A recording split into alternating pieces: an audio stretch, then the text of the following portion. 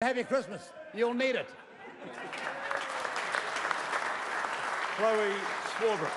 Tēnā koe, e te manga, e tēnā koutou, e te whare. Mr. Speaker, on behalf of the Greens, we'd like to thank you for all of your work this past year, particularly in making Parliament a more accessible and family-friendly place. We would like to echo the sentiments of our colleagues in Tautoko, the mahi of the cooks, the cleaners, the librarians, the security staff, the parliamentary tour guides, the education office, the chamber officers and the office of the clerk who help make this place function and indeed help make us look good. Mr. Speaker, this has been a big year for our lean, mean Green caucus. We had a baby. Well, Julianne had a baby, and she embodied peak Green Party when she cycled to the hospital to give birth. Nobody can say that Julianne Genter does not walk the talk or indeed cycle the cycle when it comes to living her kaupapa as Associate Minister of Transport. Marama Davidson was elected by our party as our new Green co-leader, and she's taken to the role by storm, engaging with the grassroots and mobilising for change to empower those in poverty out of its grasp. And of course, she once upon a time spoke of the need to remove the power from a derogatory colloquialism of the female anatomy.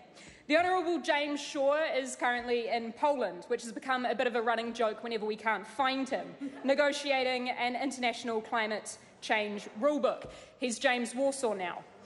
Jan Logie has made huge strides when it comes to ending sexual and domestic violence in our country, passing world-leading legislation. And for someone with anarchist roots, I might add, she manages to drink a whole lot of Diet Coke. The Honourable Eugenie Sage continues to be a hero and a champion for conservation. And with every environmental group that I have met with across the country, she is heralded as a breath of fresh air. And that could be because she's focused on cutting down the rubbish accumulating in the stink and dumps in our country. But it also happens that we rock the same haircut. So I think we have 25% caucus consensus on aesthetic.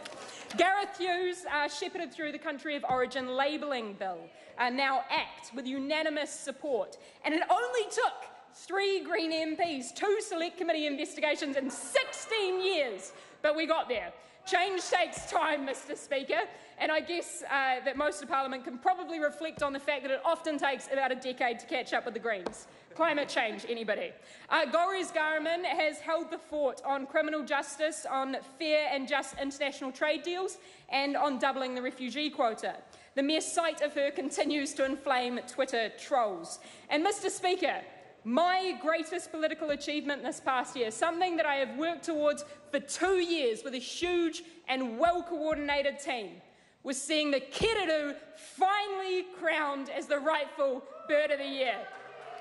But in all seriousness, Mr. Speaker, I want to acknowledge the Health Minister, Dr. David Clark, and my New Zealand First colleagues, who I worked actively and constructively with in order to see that our country actually walks the talk on seeing drugs treated as the health issue that they are. It has been a full-on first year in Parliament, and just over a year ago I gave my maiden speech.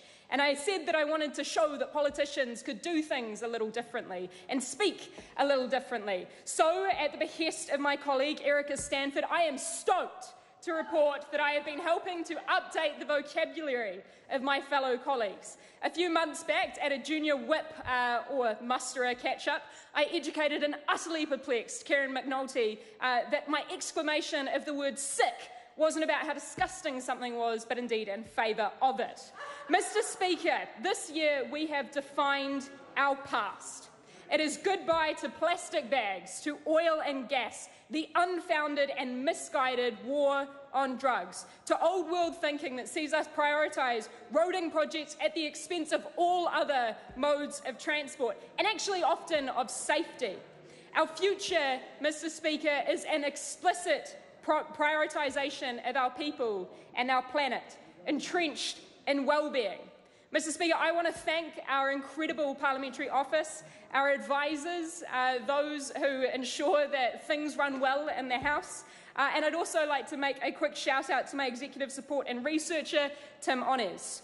Mr. Speaker, with the announcement yesterday of the cannabis referendum, as noted by the Leader of the Opposition, contained in the Green Labour Confidence and Supply Agreement to be binding and held in 2020, I can foresee an avalanche of terrible cannabis jokes and stereotypes being proliferated throughout the next 2 years. But if I can leave the House with one thing, it's that come 2020, Mr Bridges will have the opportunity to vote 3 ticks green.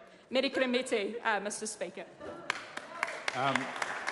Before I call a member, the next person on the list, according to the agreement, is David Seymour. What I'm proposing to do is to defer his speech to go on with others, but if he's not here, we'll just scrub it. Right, the Honourable Paula Bennett. Thank you very much, Mr Speaker. And may I start, please, by wishing you a Merry Christmas.